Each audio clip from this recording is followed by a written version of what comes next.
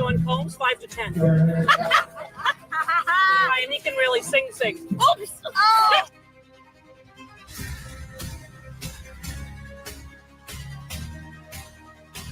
You're going to hear about my party. They're going to be shutting them down. They're going to probably be arresting me. Yeah, the viral resurface moments just keep coming in the wake of Diddy's racketeering and sex trafficking indictment. It's ridiculous. It seems like there's something new every day. As I said before, I'm innocent.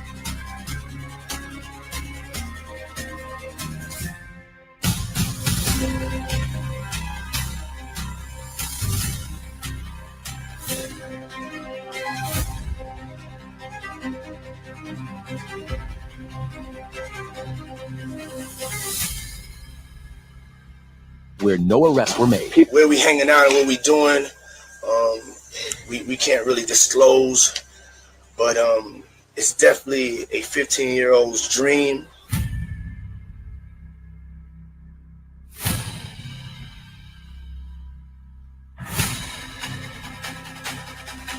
Now this is what the music industry is all about.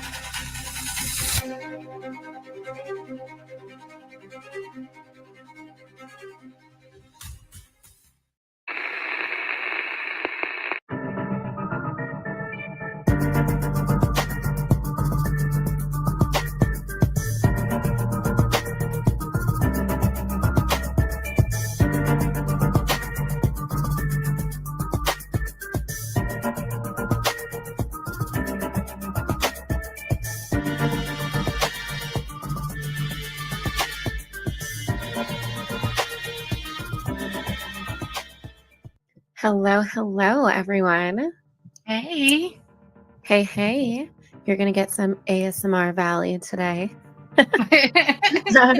Recovering from a little bit of a sore throat. But again, welcome back to Facts and Sass. I am Valley, your common sense advocate, yet always a suspicious SoCal girl, which is very hard to find in these parts, I might add. Yeah, and I'm Biddy, your fast-talking New Yorker with a finely tuned BS detector, which you do need in my neck of the wood. Today we're going to be picking up right where we left off on the first part of the Diddy trial that we covered last episode.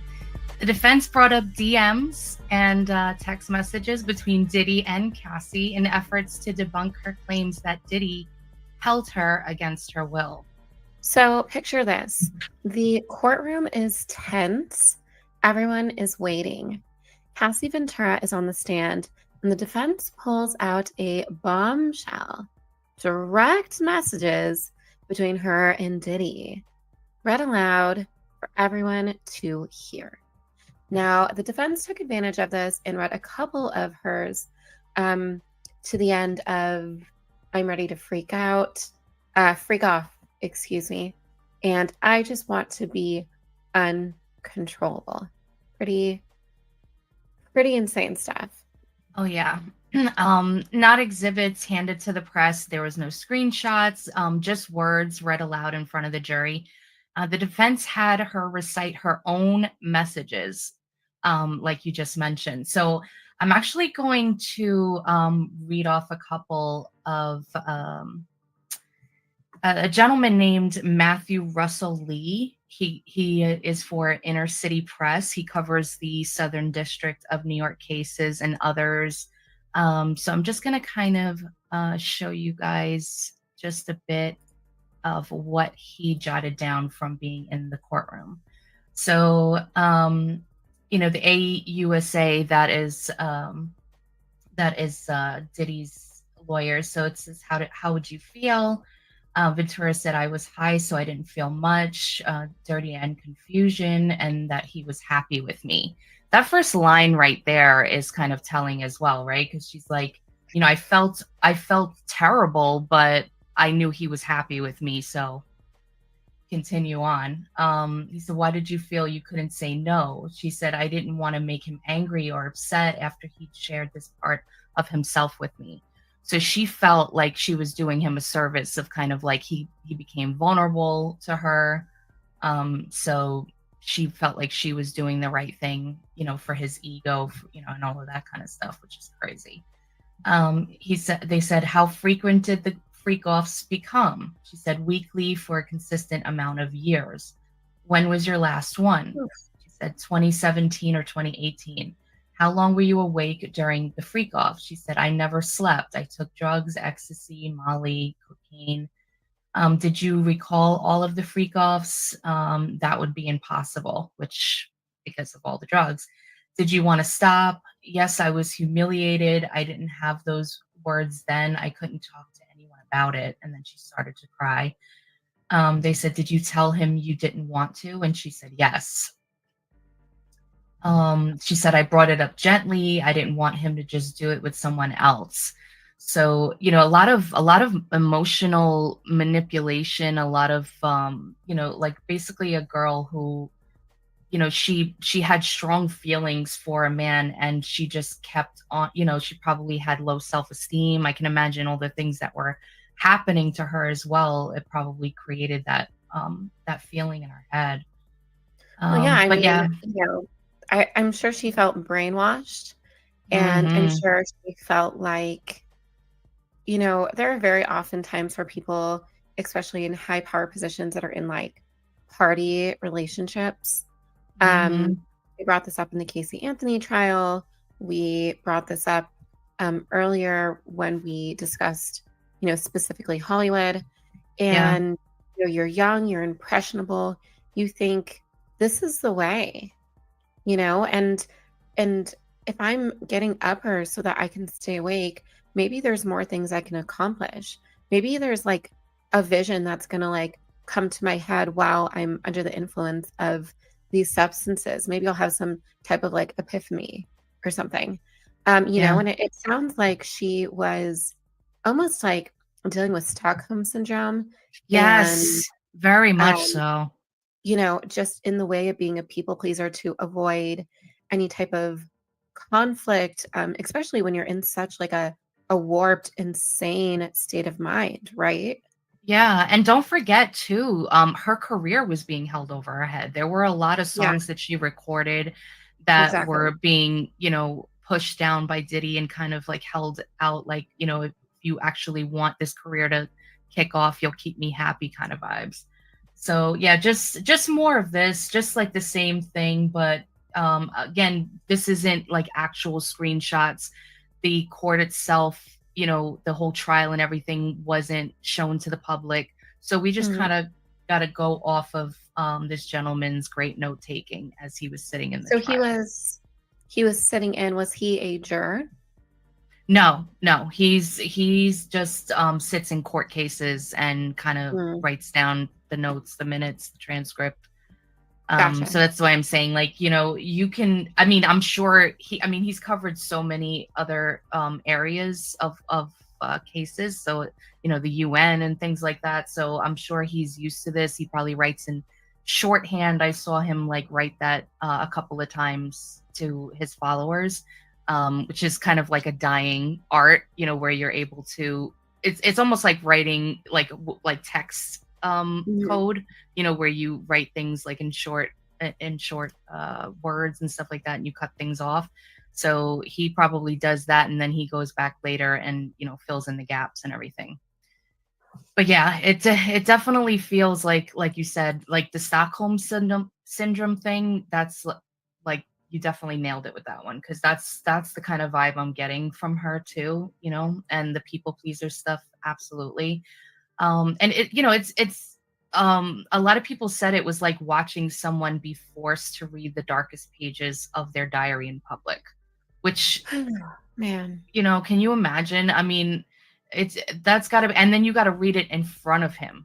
You know, forget about everybody else. You got to Right. I read all mean, of this in front of him.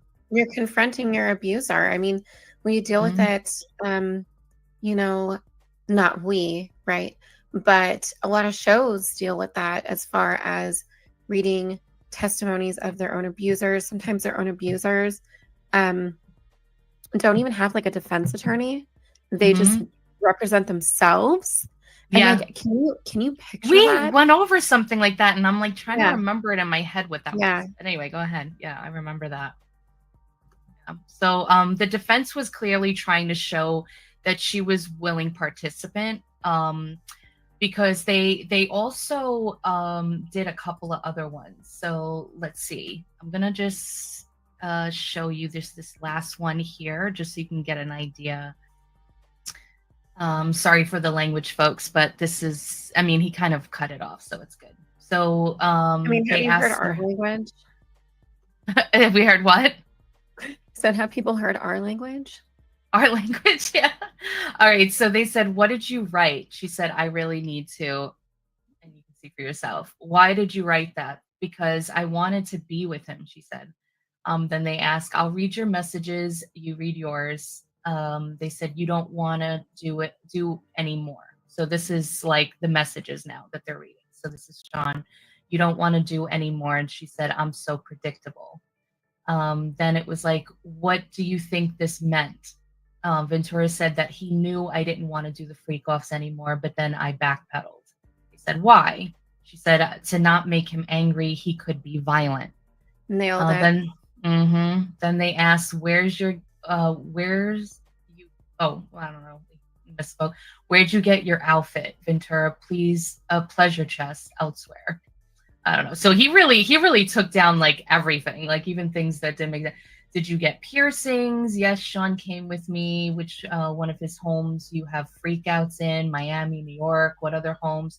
My homes, all but Studio City. And what other cities? Atlanta, Ibiza. And what hotels in New York? The Trump Hotel, Gramercy, Intercontinental, 44th Street, yes, elsewhere, Mandarin, just listing all the different hotels and everything that they, and also this part right here, Ventura said, oh, they asked her what names were used, and she was known as Jackie Starr, and Diddy was known as Frank Black. So that was their aliases when they booked a room. The supplies, we all have heard this multiple times, what goes on, what they brought to the freak offs. Were there freak offs that you ran out of baby oil? What a question. The defense objected that it's irrelevant. And you also mentioned Astro. I think that what they were trying to see is like who went out and got it. You know, they were trying to just everybody. But who knows? I guess the prosecution don't know how to argue these things, and it got thrown out. Any use of candle wax? I mean, just like going in, and then there was talks about, you know, kind of like the same thing you heard with the R. Kelly case, if you know what I'm talking about. That was also mentioned, really discussing things, and where they're choking, that he forced. Yeah, he forced the sexual workers to relieve themselves in her mouth. That's basically what they're saying. Yeah. So, I mean, so she had to have been mortified. I applaud her for sitting there and going through all of this, because that's absolutely insane. And I'm glad that at least some of the charges, you know, kind of worked out, because for her to go through all of that, and I mean, she did get her settlement. We talked about that last episode, but yeah, it was crazy. So like I said earlier, they were clearly trying to show, like they were trying to prove that she was a willing participant by going through all of these. But the prosecution, they didn't flinch. In fact, they hit back hard. They framed those messages as part of a larger pattern of manipulation, coercion, and fear. That it wasn't about consent. They argued it was about control. And she was definitely controlled, in my humble opinion, for sure. Yeah, exactly. I mean, let's be real here. Just because someone says something in a private message doesn't mean the entire context is free of pressure, of threats, of trauma. we all know how these power dynamics work in such toxic relationships. Yeah, and in this case, the courtroom saw more than just flirty texts. They saw photos of Cassie's bruises, hotel damage, and of course that infamous surveillance video of Diddy attacking her in the hallway of the Intercontinental Hotel. And it wasn't just about these words that were probably controlling her. It was about violence, so it's kind of like they were piecing Yeah. together the whole case against Diddy, that he used every tool at his disposal to make sure everybody did exactly what he wanted, including Cassie Ventura. Right. And it's all very calculated, right? Mhm. The defense used Cassie's own words, okay, to chip away at her credibility. But since there's no actual screenshots made out to the public, we do have to be critical. But one thing for sure is that the prosecution did paint a fuller picture of, a victim, a woman under pressure, trapped in a cycle of trauma disguised as intimacy. And, we've talked many times about Diddy being a narcissist, and I think this is absolutely a narcissistic tendency. Absolutely. Yeah.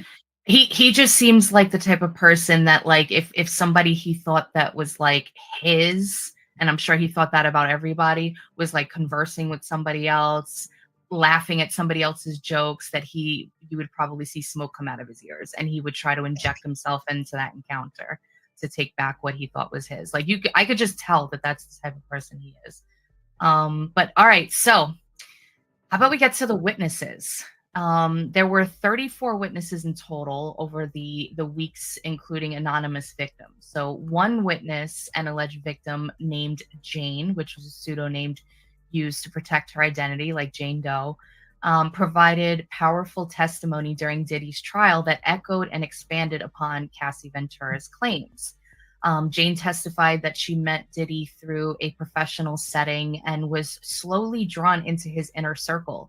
She described being manipulated emotionally, financially, with promises of career support that eventually turned coercive. She detailed how she was coerced into non-consensual sex with other women and men, often under the influence of drugs, allegedly supplied or encouraged by Combs. Jane claimed she was threatened with blackmail and career destruction if she refused. Jane was a central figure in the Mann Act charges, which were the two charges that he was found guilty of. She testified that Combs flew her across state lines knowing she would be forced to perform sexual acts with business associates and celebrities to seal deals or curry favor. She described Combs as psychologically abusive, isolating her, creating financial dependency, and using surveillance and intimidation to control her actions. He really thought who he was. I'm for a long, long time. So I'm so glad to just see him like in that. Oh, unfortunately, I don't think we ever seen him in that orange jumpsuit, but I'm just glad that he's finally getting something. Well, we have to wait till we're still going through the trial, but as you know, the trial is completed and we do have to wait just a couple more months for sentencing and what exactly that will entail, right? So the witness, the woman referred to as Jane, testified under oath about multiple incidents involving Sean, Diddy, a million aliases, Combs, across various hotel suites. So not only that, but the allegations is that Jane described a pattern of drug-fueled nights orchestrated by Combs. These encounters included the presence of male escorts and coordinated activities that she characterized as obviously humiliating and controlling. She framed her experiences as more than just consensual intimacy. Instead, she portrayed them as part of a manipulative dynamic, one with clear power imbalances, integrating treatment. And the broader context of all of this is that Jane's testimony reinforces previous accounts, right, including Cassie Ventura's, Mhm. illustrating repeated orchestrated encounters that the prosecution alleges were grounded in coercion rather than mutual consent. Now, some of the key details of this before Biddy, we go more into the actual power dynamics in question, right? Is that her testimony aligns with the broader claims about how Combs allegedly abused his influence in those intimate settings. Mhm. So, speaking of influence again, like, how does this all add to how the case, how the case is being viewed? Yeah. So Jane's account chronicles a systemic pattern. She's not an isolated voice, as you said, but part of a larger narrative built around forced scenarios framed as the hotel nights. This, again, complements Cassie's testimony. So, just for some context, just some quotes that came out of Jane's testimony. She said, I was a sex worker in my own relationship. She said I get the chills. It's just so terrible. It was just a door I was unable to shut. It was so much of it. It was too much of it. She explained that Combs didn't need to directly say what he wanted. He used coded language. So he trained these women or these people that he had under control to understanding certain looks, kind of like, if you have a child, you give them that look in the supermarket because they're acting up. It's like that's what it's giving. It's like that he had these, it's like all nailed down, that he didn't have to say too many words, didn't probably have to speak at all. All he had to Like the do was side like look in eye. their direction. Yeah, and they Yeah, like already that knew they that were in side eye trouble. where Hmm. it's like, you better pay attention to me or we are going to cook you because we know so much about you. Oh yeah. Oh yeah. On the physical and emotional toll and taking substances, she said, I just feel like I had to take them. When I wouldn't, it would feel too real, like the atmosphere. And we've heard that from Cassie as well. I literally just getting chills just like reading through all of these. It's just terrible. When prosecutors asked who decided if she could stop, Jane replied, Sean. So no matter what was going on, if you were in pain, if you were feeling terrible, like Cassie was saying, like she felt like she was choking at one point and she couldn't stop. If you felt like you were like dozing in and out and you felt like you were nauseous or something, like the only person that was allowed to say that the whole like party was going to stop or the situation encounter was Combs. On her The emotional puppet state master. upon. Hmm? I said he's the puppet master. Yeah, absolutely. That's right. That's right. And he was trained well by his predecessor. Oops, Yeah. did I say that? Okay. On her on her emotional state upon seeing Cassie Ventura's lawsuit, she said, I was just in a complete state of shock, just messaging him like, what is this? So she's still in conversations with him leading up to the trial. That's very interesting. And then she read a note that she wrote privately. Ever since I opened Pandora's box, I've never been able to close it. So yeah, again, like all of these things just tie into that control, how they felt, how it kind of destroyed their lives going forward, how it's still something that torments them. To just remember the different, back and forths during these times of, where you're kind of going in and out of consciousness because of the drugs, like just to be able to recall all of these things. It's got to be because it's still something that plagues you. It's just terrible. So there was also audio and text messages that were played in court. From June 2021 exchange, Jane wrote she needed a break. She said, I need a breather and a break from you. This doesn't make me feel good at all. You don't deserve me, Combs replied in a voice note. And then you're effing nuts, be sad, go crazy, do whatever the F you want. So so she's like, I need a breather. Like she's basically saying what any sane person would say about everything that's going on. Like she needs a time out from all of this. And of course he goes into a fit of rage and, telling her that she don't deserve him. By the way, that is classic gaslighting. That's Oh, of making it seem course. like she's crazy. If she wants to, why would anyone want to take a break from this lifestyle? There's something the matter with her if she were to leave. That makes me sick because I I know. feel like so many, here comes feminist Valley making an appearance, but so many men do often use that power dynamic. And, there's always this saying that if all of your exes call you crazy, or anyone who, calls you crazy, whether it is a friend, whether it is someone taking advantage of you, whether it is a parent or a boyfriend or, whatever situation you're in, it is most likely trying to use reverse psychology and get into your head and make it seem like you wanting to calm things down or your own health for your own nervous system is you being in the wrong. Like, how dare you, right? Yeah, I mean, and unfortunately, there are women out there that do the same thing to men, that like what men say in these terrible situations with these toxic Oh, women absolutely. that have cheated on Absolutely. them That's and done why, whatever. yeah, that's why I included like parents. It could be really any relationship with any two sexes that are like in this insane power dynamic where And I feel you like he believes this too. Like maybe oh, for in the sure, beginning of for his sure. career, he had to work at it, but I really do believe that he believes this. Like he just seems like a totally twisted individual. All right, so let's see. From August 2023 confrontation, Jane had voiced resistance. Combe responded, I'm about to really disappear on you. You feel me?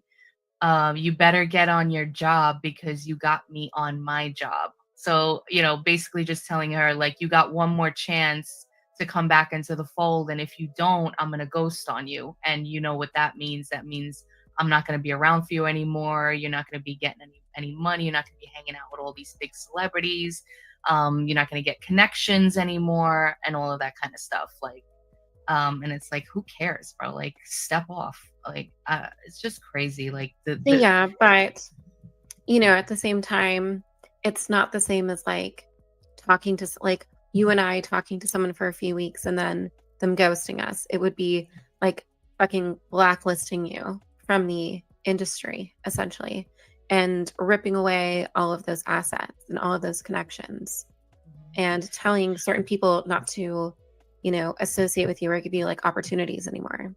Yeah, absolutely. And that's why like we need to stop idolizing Hollywood and celebrities and all of these people. I mean, you've heard the phrase like money isn't everything, but I don't think people really understand that. Like everybody's trying to like keep up with the Joneses, not everybody. But most people are trying to keep up with the Joneses, wear the designer stuff that they see their celebrities wearing and, what they think is cool and whatnot. So, It's like a step. I think most people can survive on the bare minimum, but everybody's like so worried about these big paychecks to keep up these kind of Right. lifestyles.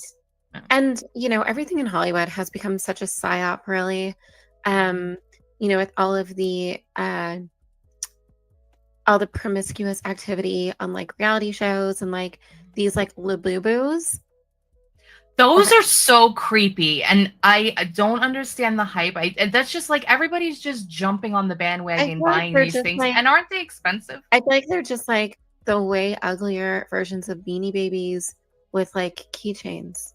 Or like our generation of Furbies or something like that. But Furbies were cute though. No, they're not even like Furbies because Furbies were actually electronic things that can interact with you. These are literally like that's true stuffed animals that people bring out that look like demons. That look like demons that people go out and go clubbing with. And I'm like, there's no fucking way this has become that popular. Like, no way. So, because people see it and they follow. And, and then most people probably can't afford them because I've never looked up how much they cost, but apparently people say that it's expensive when you buy these things and you like, trying to see if you got a designer. I don't know. I don't even know how much they cost, but that's what I've heard from people. So I'm like, It's like you're a going out and spending money on these things that you know most people don't have just it's like because a designer your favorite demon. influence. It's designer Yeah. demon. Yeah, exactly. Anyway, All right. so So yeah. so let's see. So Jane, of course, you know, she was, as Cassie was as well, she was sobbing while describing hours long drug fueled freak offs lasting up to 3.5 days. And at one point, Combs allegedly said, "You're not getting tired of me, are you? Let's finish strong. Let's end on a high note." Like, what is going on here? During right, like what do you call that? Like a personal trainer, like you're doing like a spinning class and you're like your legs are getting tired and Yeah. they're like, "You could do it, keep going, let's do it." During a holiday trip when Jane tried to pause the acts, Combs reportedly insisted she continue. Jane detailed environmental specifics, saying hotel rooms were set up with red lights, music, bed sheets everywhere, and of course the baby oil everywhere. Um, Jane's testimony was pivotal in securing the guilty verdict on those two Mann Act counts, reinforcing the prosecution's depiction of Combs as running a long term, high level trafficking operation under the guise of a music empire. So these two women came out and, you know, they braved the humility, like the humiliation, you know, like, and you know, like I said before, I'm glad that like some of the charges that he was found guilty on, because that couldn't have been easy. And you know, they really took one for the team, because there's a lot of people that are mixed up in all of this that have never come forward. So and you know, not blaming them, because I can't even put myself in those positions either. So it's just crazy. Yeah, for sure. We do have testimonies from ex-employees and security personnel who did corroborate the coercive climate of fear. Brendan Paul was the assistant, but it was really a fancy way of saying the alleged drug mule. Diddy's personal assistant frequently was someone who traveled with him. And we do have a clip just detailing the charges laid out against Diddy and what celebrity was responsible for releasing his name to the authorities. Yeah, all right.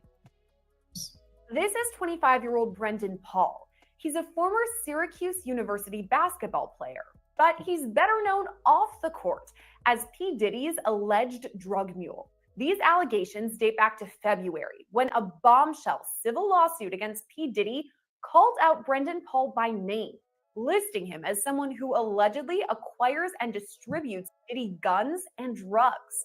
This was the lawsuit filed by Rodney Jones, better known as Lil Rod. He's P. Diddy's former producer, who laid out a laundry list of serious allegations against Diddy. Lil Rod claims Diddy sexually assaulted him, groomed him to have sex with celebrities, and was the kingpin in a gun, drug, and sex trafficking empire. Similar allegations against Diddy had already been brought forward back in November of last year, when 4 civil suits were filed against Diddy.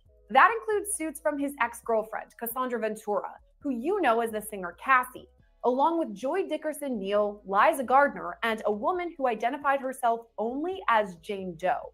All 3 women alleged Diddy raped them, with the allegations dating back to the early 90s. That brings us to March 25th of this year, when federal search warrants were executed at 2 of Diddy's properties in both California and Florida. Almost 2 months later, Diddy has not been arrested and no charges have been filed. But things didn't stay quiet in Diddy's world for long.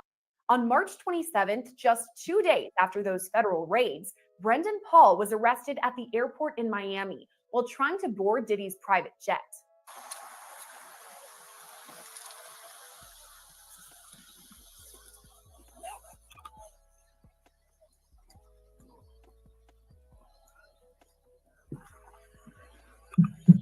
Paul was arrested and charged with cocaine and marijuana possession, but the latter charge was quickly dropped. Just this week, there's been movement in his case in the way of a plea deal. The bottom line, Brendan Paul will not face jail time. Yeah. Yeah, and he would have been Another facing person. about 5 years in prison. So Yeah, another person not facing jail time. mhm. Yeah, I mean, I have like a weird like kind of back and forth in my head about plea deals and things like that. I mean, I understand it gets you closer to the person at the top of it all, but at the same time, it's like anybody who has helped this person stay in power, stay strong, continue to be able to do what they're doing, they as long as they tell on the top person, they can go free. Like I know our system isn't supposed to be perfect. It definitely is not that, and but it just seems like, I don't know, it just seems like something's got to be worked out with that, because it's just crazy to me.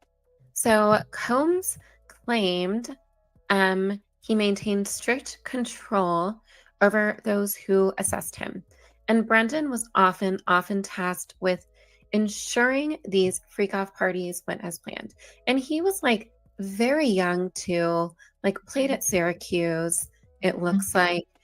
So, he was easily manipulated as well. And of course, he's going to jump on the opportunity to work for someone like Diddy, regardless of the cost. And, he appeared visibly uncomfortable, but confirmed several incidents where he facilitated setups that aligned, almost perfectly with Ventura and Jane's accounts. Now, as far as the security guards, multiple former guards and security team members testified anonymously or under sealed identity protection orders. Some of the key details is that one guard confirmed that the 2016 hotel incident where Diddy assaulted Cassie and then testified that Combs paid him over $100K to ensure surveillance footage disappeared. Guards described a culture of fear where employees were expected to stay silent or face retaliation. Again, we talked about, being blacklisted from the industry, or, having some of those personal threats. Right. So some recall escorting women in and out of Diddy's properties, noting that many appeared, this makes me sick, disoriented or afraid, especially after late night events. Like, this is literally Law and Order SVOs. Like, these episodes coming to life. Like, if you've ever seen an episode based upon a celebrity, it's actually most likely loosely based on the events of the cases that they are imitating, right? So it is a very sick thing to think about. But I know you have more information in regards to, some of the household staff that were completely compliant in regards to this as well, right? Yeah. So former housekeepers and drivers said they witnessed signs of violence, such as bruises, crying women, and smashed property. One staffer mentioned being told, quote, not to ask questions about overnight guests. Several cited a code of silence within Diddy's staff. Non-disclosure agreements and fear of blacklisting in the industry kept them from speaking sooner. So we have some former assistants. There was a gentleman named David James, who was his former personal assistant. David James, in court on his job and workplace culture, he said, "This is Mr. Combs's kingdom. We are all here to serve it." He recalled that during his job interview, HR emphasized the hierarchical environment he would enter. So basically, they took, they kind of gave him a heads up, like he's the king, he's the god of like this whole situation, and you're going to treat him as such. Another quote from that were like circling around in that job was, what rhymes with tired? Fired. So it's like, you weren't going to claim that you were out of it, that you were tired, that you weren't feeling up to it. If you quit, you were fired. James said that this phrase was repeated by Combs' security detail as a warning. Complaining was not tolerated. On demands and purchases, he had 25 to 30 undisclosed pill bottles. He had Viagra, ecstasy, Percocets. He testified about the extensive contents of Combs' medicine bag, which included daily use drugs and prescription items. Quote, he took ecstasy pills marked with the face of former President Obama, I would say every day. James described witnessing frequent drug use by Combs. Yeah, that whole thing with the President Obama on the ecstasy pills, I've heard that before, and I guess it probably stemmed from this guy's testimony. But I don't even know what to say about that. I guess we'll wait and see. On hotel room prep and explicit supplies, I stocked his hotel rooms with baby oil, Astroglide, condoms. James detailed his procured these items in cash via security and stored them separately from company records.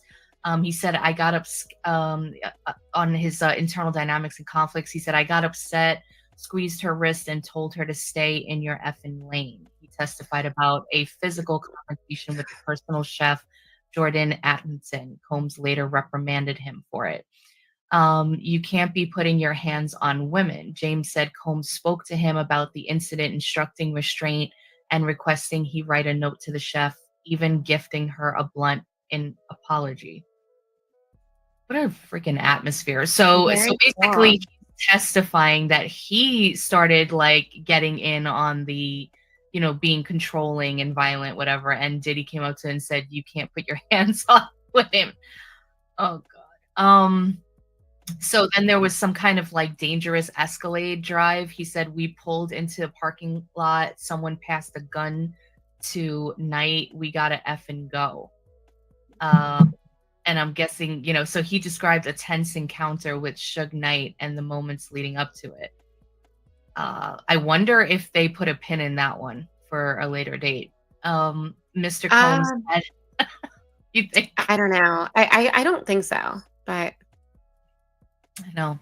I swear, like all of us are so black pilled, but I just hope things continue because there are lawsuits still pending. But then there was Mr. Combs had 3 handguns on his lap, mother effing drive. James testified the request came from Combs during a silent, dangerous drive to confront Knight.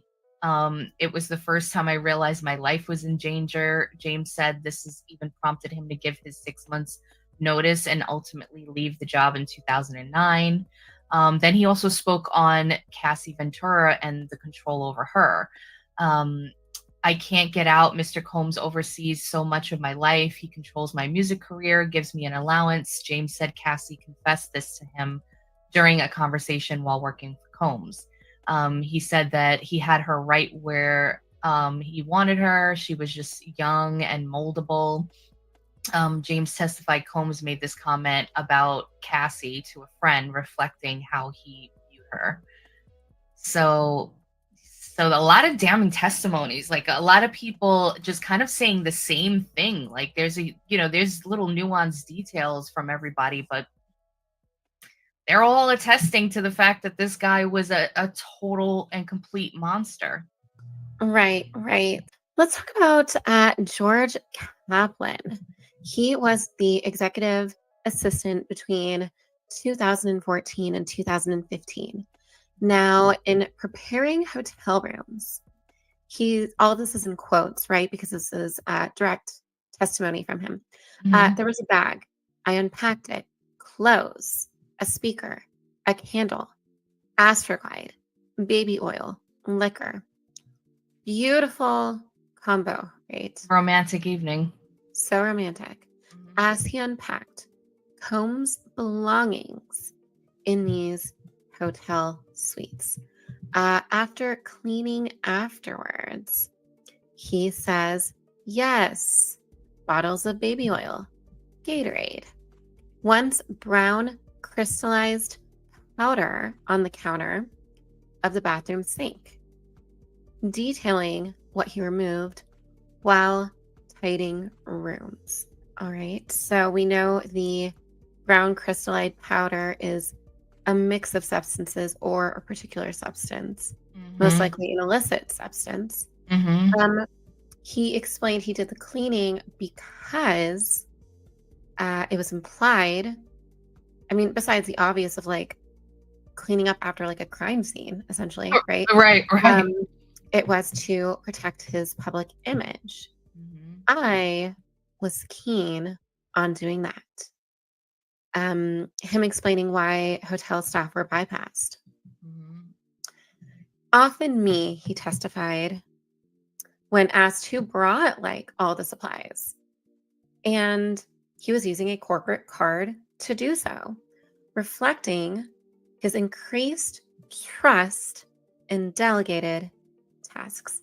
Now, on the aliases, when it comes to bookings, he booked rooms under the name Frank Black, which they claim was a nod to Notorious B.I.G.'s nickname, White Frank.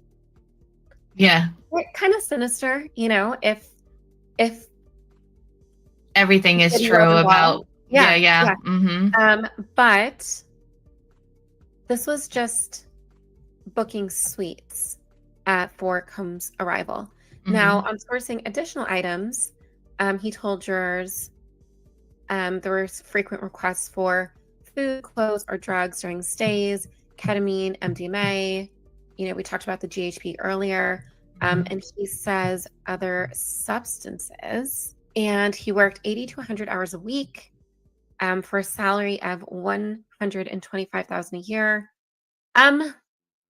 I don't think that's enough. I don't think that's worth it. No, 80 to 100 hours per week. That's like more than like a partner in a law firm would work. I mean, yeah, undoubtedly. But I'm sure it also has to do with the monthly threats and being fired. So on environmental leading to resignation, he said he quit after he witnessed physical violence against Cassie Ventura on the private jet. So now, we've heard about multiple instances at this time, like the hotel room, like the private jet. And that's when his conscience kind of kicked in. I was not comfortable or aligned with the physical behavior that had been going on.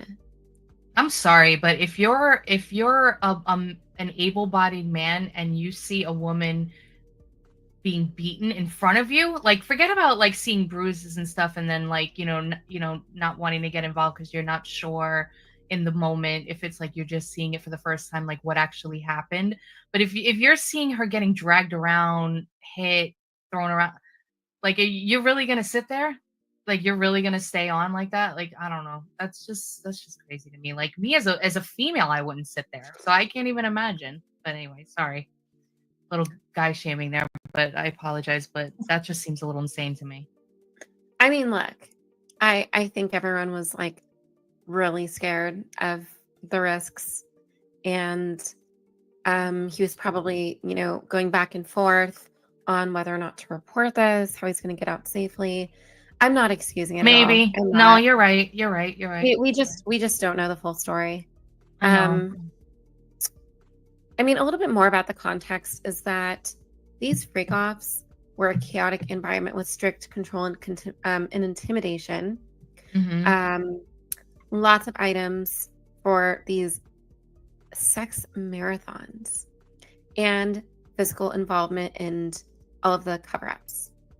So, that pretty much sums it up. It was deleting evidence, right, of these violent or degrading incidents. People were afraid to walk away. I think everybody kind of had their breaking point, and this happened to be his. Yeah. But I'm sure other people stayed silent for obviously much longer, right? Yeah. And still to this day.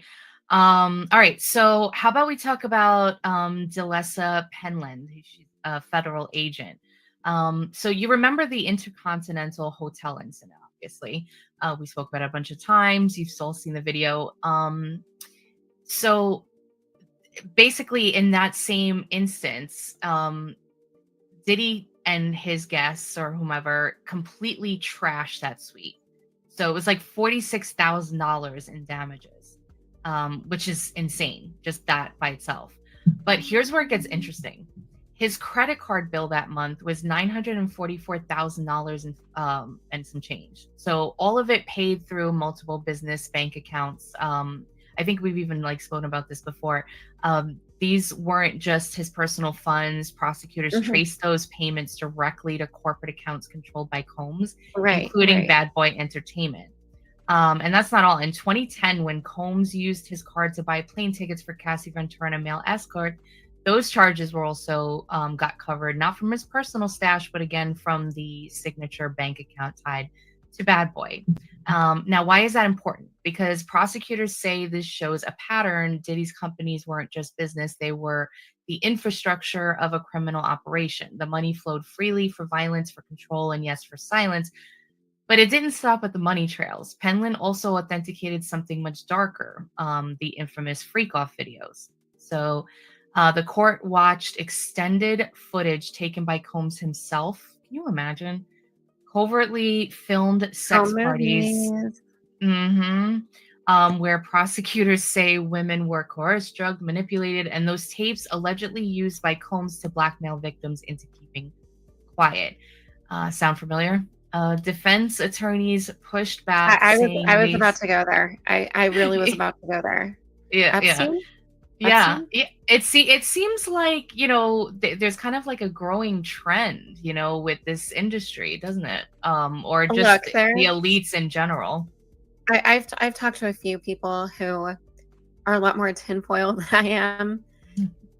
I mean, they're I don't even know if it's tinfoil anymore at this point. I feel like the tinfoil hatters have been so right. I mean, people are, alleging that Diddy was, involved with like intelligence agencies. Yep. And I'm like, we're just going to report on what we know for our sanity and not to end up on a list. Thanks. Yeah, and also like there's a lot of information floating around there. To me, he's not giving that kind of power. Like I don't feel like he has that kind of pull. But I could be wrong. There were a lot of not him. Maybe not him. Yeah, maybe he was selling it to people that we've discussed in prior episodes. Yeah, because remember what Jaguar Wright said about the dark coin, and that there was one of the videos that were sold for like what I think $500 million.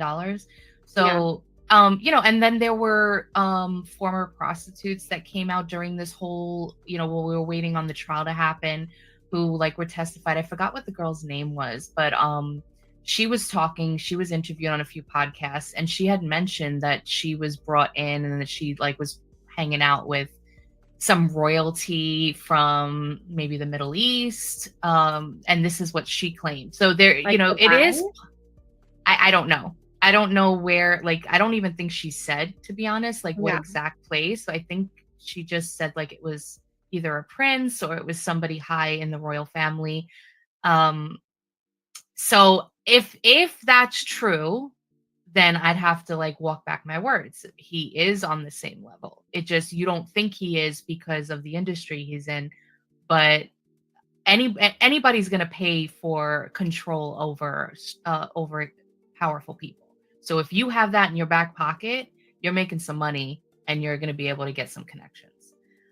So defense attorneys pushed back, saying these were just consensual swinger parties.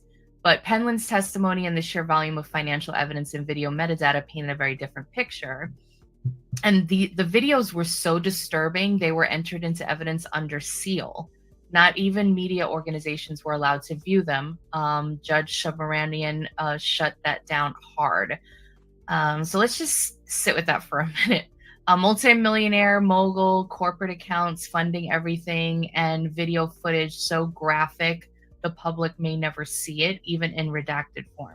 This isn't just a question of who Diddy was in private. This is a spotlight on how far money and power can be used to hide very public crimes behind the wall of corporate structure. Yeah, so, this is a part of the trial that had the whole room holding their breath. this wasn't just an industry executives and anonymous victims taking the stand. It was Ken Cuddy. So Scott Mescuddy himself, you know, the one where, I'm so sad that I have to use my ASMR voice today. You know how I sing the lyrics of like everyone? Mm-hmm. I can't do that. My voice is going to croak. But you know, I'm on the pursuit of happiness. You know, that musician. Mm-hmm. Okay. I tried. Let's talk about what went down. Cuddy, he told jurors about a brief relationship he had with Cassie Ventura. This gets wild, y'all.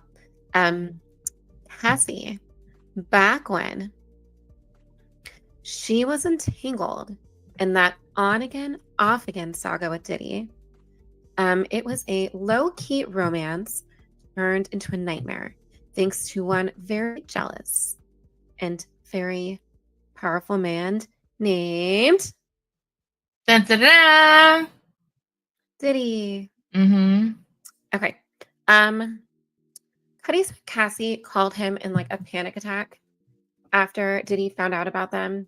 She warned him to be careful, and not 2 minutes later, or probably exactly 2 minutes later, whatever, he gets a call from Diddy's assistant. Like, this was either damage control or a threat to stay away. Cuddy says the assistant told him Diddy had broken into his home. So naturally, he speeds home. And when he gets there, you know, no one's there, but there are signs that someone had been there uninvited because there were like Christmas gifts unopened, the dog locked in the bathroom. Like, Cuddy even says he called Diddy directly and was like, "Are you in my house?" And he didn't like actually straight up deny it. He was just like, "What up?" Mm-hmm. Weird. And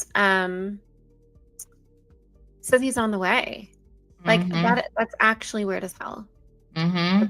Yeah, he's like a bully, narcissistic, Yeah. gaslighting, like just all the things. Like anything that you can think of in a red flag toxic relationship, that Diddy in a nutshell. He checked every single freaking box. Right. All right, so Cuddy filed a police report, but the damage wasn't done because that was just the warm-up act. Fast forward to early 2012, Cuddy says someone cut the soft top off his Porsche and threw a Molotov cocktail into the car. That's right. They firebombed his car. So prosecutors showed jurors photos of the charred remains, not a scratch and dent situation. The car was toast. So basically they were trying to check because, you know, like if a car gets into a really bad accident or something like that, it can explode. So like they checked it out, and basically it like from what they investigated, it's that it was just set on fire. So during the testimony from Cassie that backed it up, she told the court that Diddy said, quote, "I'm going to blow up his car," when he found out that she was seeing Cuddy. And then poof, that's exactly what happened. So, of course, Diddy's lawyers denied he had anything to do with it. But, you know, between the timing, the threat, and the literal flames, it's hard to believe this was just a coincidence. So there you have it. Jealousy, break-ins, literal fire and fury over a relationship Diddy couldn't control. And, you know, this was his sworn testimony, you guys. So just remember that, you know, this is what he's saying under oath. It's not just on some podcast or whatever. You know, he's held to the highest regard in what the things that he said. So it was also backed by physical evidence, and it painted a chilling picture of just how far the Love, I love that he named himself Love, mogul was allegedly willing to go when someone crossed his path. Just like another example. I feel like the girl, like the meme that's on X, where she has like the buck teeth and she's like in the back seat and she's just like, oh, like, yes, yeah. Yeah, when something is like so off, like, are you serious right now? Like, I feel like I've just been subconsciously like reacting like this. I know. It's like we're here to tell you guys the story, but we're also like reliving it, like as we're like going through all the details, and it's just like, it's just So, I mean, like these testimonies just I'm gonna get angry because of the deliberations. Okay. These testimonies help corroborate Ventura and Jane's claims, showing a clear pattern of systematic abuse, coercion, and cover-ups, facilitated or witnessed by staff who did do shit, okay? No, I mean, who are either, too complicit or too afraid. Like I mentioned earlier, we don't know everyone's story, but it's just No, it's true. really sad. So, we talked about the CCT footage last episode on the 2016 attack on Cassie. They recovered devices from the 2024 raids, held hostage to, retrieve, any type of footage, text messages, records, recordings, allegedly capturing Combs' threats and planning of freak-off events. And the prosecution argument, Diddy ran a criminal enterprise using fame and influence to orchestrate drug-fueled group sex freak-offs, recording evidence to blackmail or to control participants. Very freaky indeed.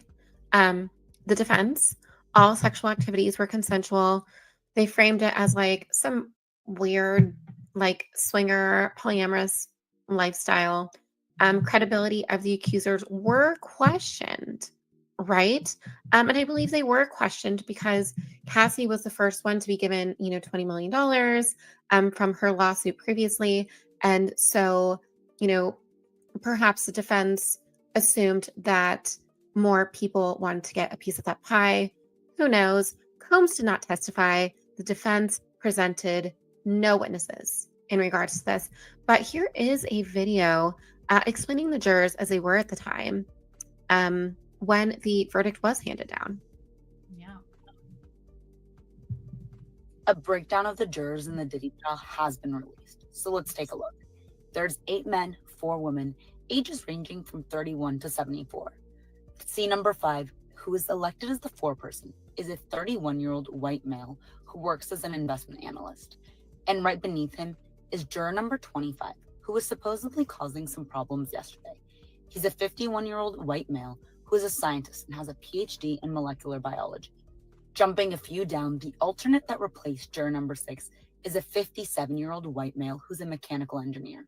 Everyone on the jury seems to have a college degree, with the alternate having a master's and the juror that was causing trouble yesterday having a PhD. There are 7 white jurors, 3 black jurors, 1 Latina juror, and 1 Indian American juror. Jury deliberations are fully underway again today for day 2. And the jury just sent another note to the judge. So let me know, now that you know the breakdown of occupation, race, gender, age, education, does that influence your decision as to how you think the jury will sway? It shouldn't. It shouldn't, but I know in our day and age with, everything just like all the waters being muddied, it could. It could. I mean, it does, well, it's like I said, it shouldn't. And I think when it comes to stuff like this, when it's so abhorrent, I want to say that people won't, but that everybody will kind of be on the same page. Like, like if you think like, oh, this person's a woman, they'll be more sympathetic to the plight of all of these defendants, rather than a man would be. But like, there's certain things in life that are just totally morally wrong that every single sane person should be on board with thinking that there's something wrong with this. So, yeah, I mean, you have to consider there's men on the jury. I know there was someone with a PhD in what is it? Molecular biology. Yeah. Perhaps they were talking, I wonder if he thought about like the chemical compounds within the drugs and how, if the GHP could actually affect the body if it was put on topically. I kind of wonder. What some of these jurors were thinking about, or if this was a way for people to get on the money train and leak Diddy dry. If Diddy was indeed abusing his power, there's only so many things that people could talk about in there. And I'm assuming they did their due diligence and went over like every situation, right? I hope so, but also like people just want to get the heck out of there. So I Yeah, for think sure. like it Like, gets they're to that point exhausted. too. Yeah, where Yeah. it's like, all right, can we just all agree? And it's like, really, on this kind of a trial? And it was crazy too because the jury wasn't even sequestered. Like they were allowed to go home and stuff. Like in a trial like this where there's so many People have podcasts and been, everything going yeah, on. yeah. People have been sequestered for less. I will tell you that. Right. Right. Yeah. So like this whole thing, and I mean, we can go down the rabbit hole of like who also was, the lead prosecutor and who else they were also a prosecutor for. But you know what? I'm not even going to open that can of worms because then we'll be talking about that for another hour. Just Well, that you're about alone. You to, guys can look it yeah, up. Yeah. you're about to go into everything with the verdict. Yeah. So Yeah. there were a lot that went on throughout this trial, even moments where the judge had to remind Diddy not to stare at the jury for fear that he was trying to intimidate them. So he was like trying to use his like old tactics, and I guess that's the only way that he knows what to do. So defense rested June 24th, prosecution and defense closed by June 26th, 27th. Judge Vernon Subramanian, I can never say his name right, I'm sorry, sir, but issued jury instructions and emphasized avoiding media or discussion outside deliberation. Okay. June 30th, 2025, jury begins the deliberation and the 12-member jury that was just laid out for you. And there were some challenges, as you stated. There were juries reportedly struggled most with the racketeering conspiracy and sex trafficking charges, which really sucks because the RICO charges would have really given him, the time that we all want him to serve. And it will take away that a large chunk of that big power that he has, which is his money and resources. Some describe being deadlocked on these counts, citing lack of smoking gun, despite consistent witness themes. Like we went over everything. Like a lot of this stuff. I feel like in layman's terms, I feel like not everybody found the witnesses credible, unfortunately. Maybe, because that's another thing. Like, unless you have like a ton of receipts to kind of corroborate your story, it's basically whether or not they think that you're telling the truth, which really sucks. But if everybody's telling the same story, it's like, really? But anyway, there were even talks at this time of just moving forward without coming to a decision, which is what I was telling you about. Like they were like experiencing fatigue. Especially on the RICO charge, which would have meant that those charges would have to be tried all over again at a later date, because it would have been a mistrial. However, the judge was like, go back in there, keep on deliberating until you come to a verdict on count one. So there was probably a lot of shouting going on in that room. Yeah, dude, thank goodness. Yeah. So July 2nd, 2025, the verdict comes in. He was found guilty on just 2 of the 5 counts, which was the transportation to facilitate prostitution, specifically transporting Cassie and Jane. And that was against that was crossing state lines, correct? Correct. Yeah. Okay. That was the Mann Act. Yeah. So he was acquitted of sex trafficking and racketeering, avoiding the life sentence. Why? It's insane, girl. My voice.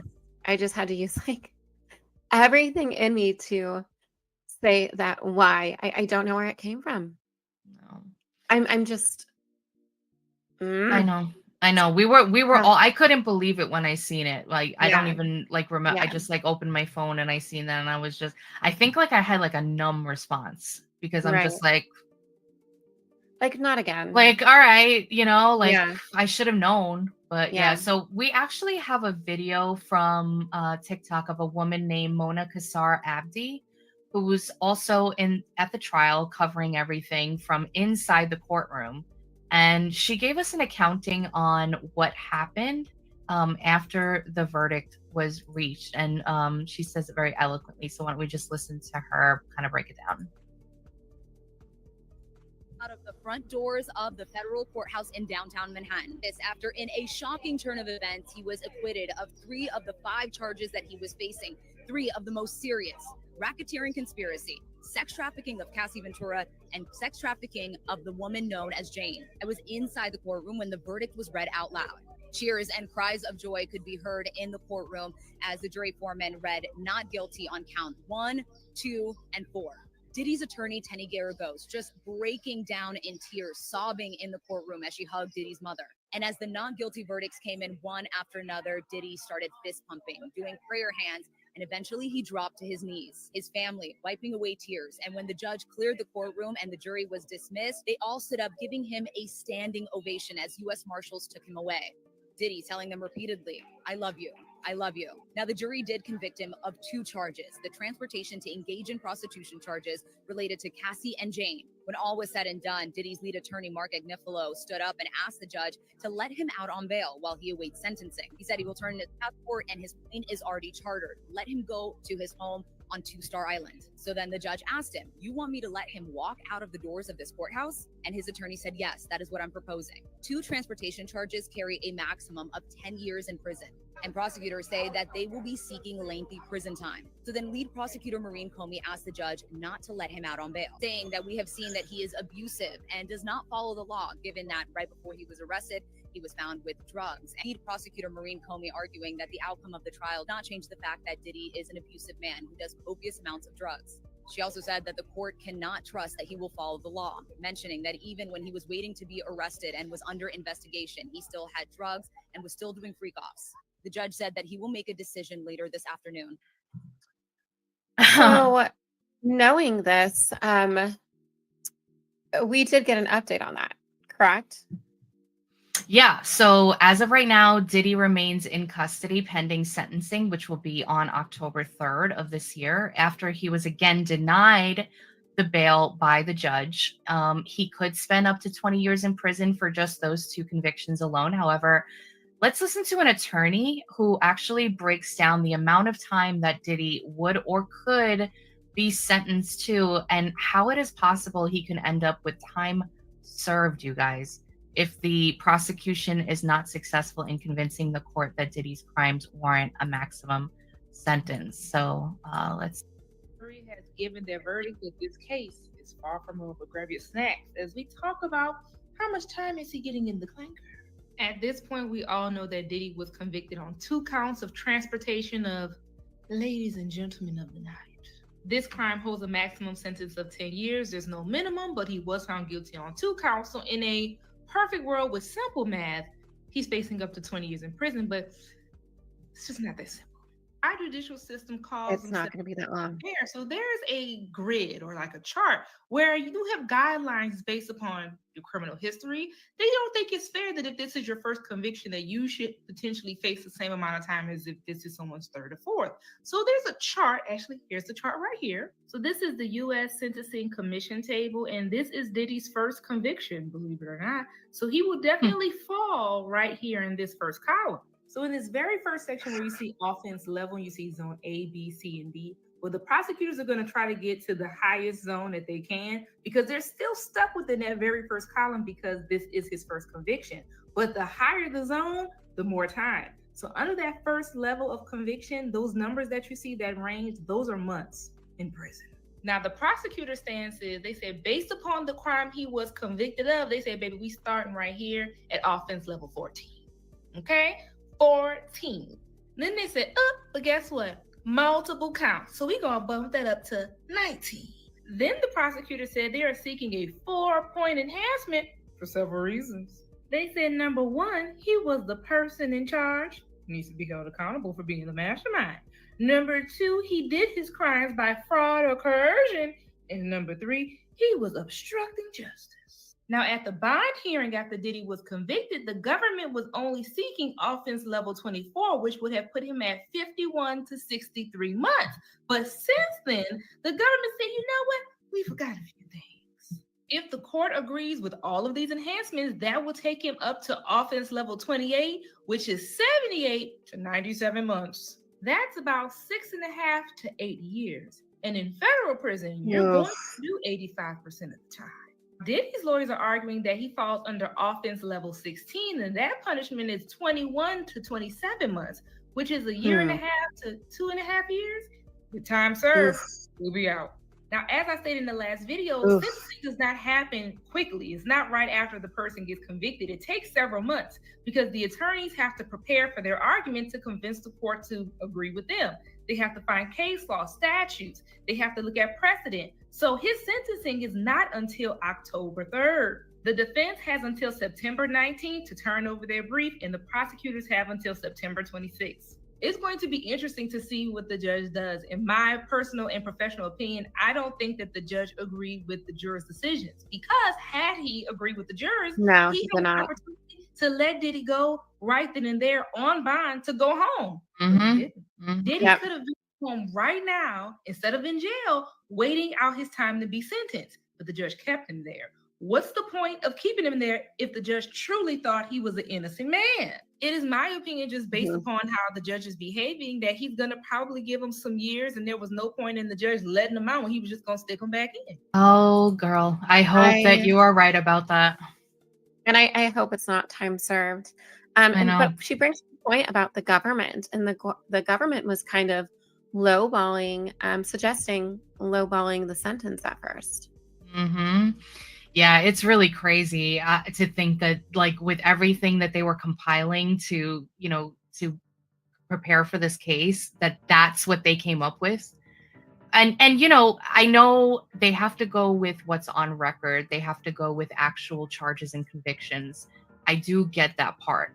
But as we've told you guys in the last episode, we were talking about his earlier brushes with the police and, all this other kind of stuff.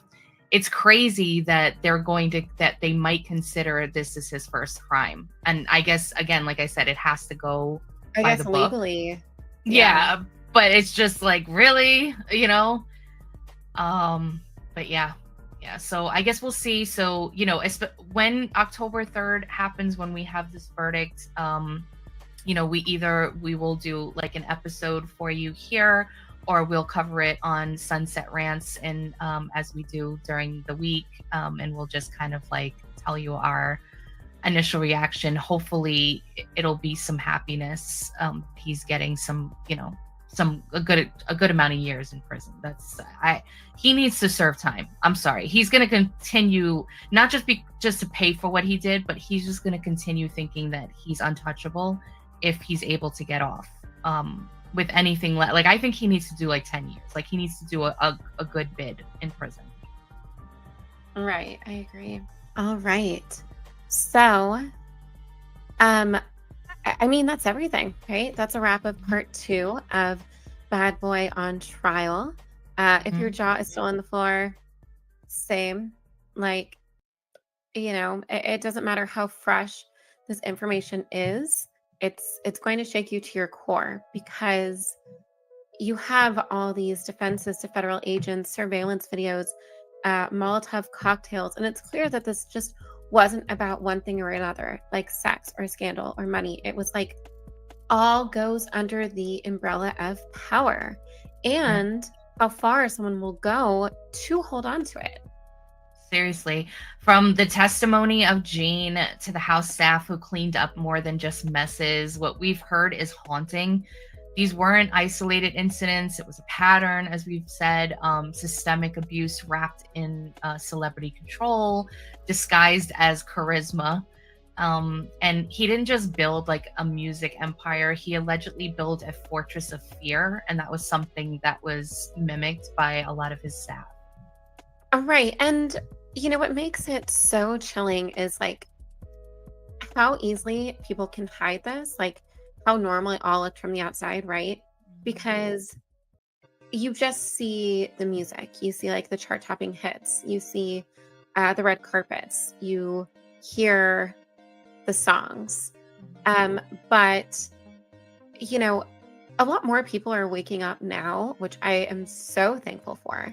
And it's kind of like, you know, unfortunately, this case had to show us the closed doors, like the bruises and the surveillance and the NDAs and the trail of destruction. And it finally caught up to him, at least in part, right? Like we obviously wanted a harsher, not necessarily sentencing. We just wanted more guilty charges, but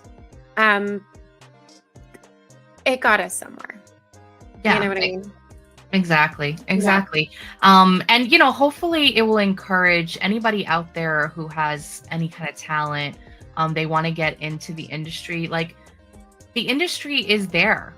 Like, it's YouTube, it's TikTok, it's, you know, putting together your own CDs and trying to, you know, sell them, you know, do your own promotion and stuff like that. Yeah, you won't be probably playing overseas or getting multi-million-dollar contracts, but you'll be able to make a living, do what you love, and you won't have somebody controlling.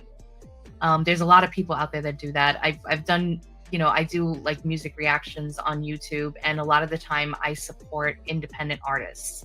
That's like my hugest thing. So all of the people that I've done or reacted to, for the most part, were all independent, some all the way. And they're doing it. They're doing their thing. And, you know, and it's not, you don't have to bow down to this corrupt and evil industry. But yeah, the guilty verdict on the 2 Mann Act counts might not have been everything the prosecution hoped for, or all of us for that matter, but it did crack the foundation, and Diddy is still behind bars. He's awaiting the sentencing and possibly facing up to 20 years. And we'll be watching very closely. So keep your eyes open, keep your mind sharp, and, you know, just stay tuned with us, because this Hollywood machine runs deeper than any one trial. And you already know we've got more to unpack in the next episode, where we're gonna keep deep diving into this type of content for you guys. So if you have made it this far, thank you for riding with us through the bombshell of a case. Hit that subscribe button at Rumble at Roman Nation, and specifically the Facts and Sass channel. Please, please, please. Yes. We do need to grow there. And follow us on X. I am at the Kelly Melody, and Biddy is Elizabeth 213A. And don't forget to visit riseofmiddleamerica.com. Yes. And there we go. There you can find fresh drops every week, our archive, and yeah, just all the other shows on the Roma Nation Network. Absolutely. And you know, we're not done yet. Over time, we will have more to expose in this series, and you better believe we got more puppets to expose. So until next time, fam, you stay skeptical. And we will catch you next time, guys. Stay sassy. Get the facts with us. This has been Facts and Sass, the puppet masters of Hollywood. Bad boy on trial. Bye.